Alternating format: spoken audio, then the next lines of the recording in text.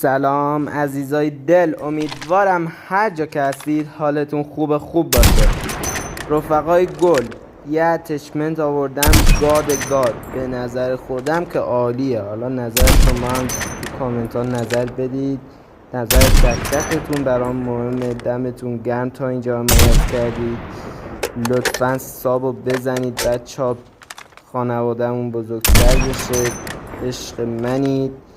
لایک فراموش نشه. راستی اتچمنت آخر ویدیو گذاشتم، حتما امتحان کنید، نظرتون رو بگید تو کامنت ها برام.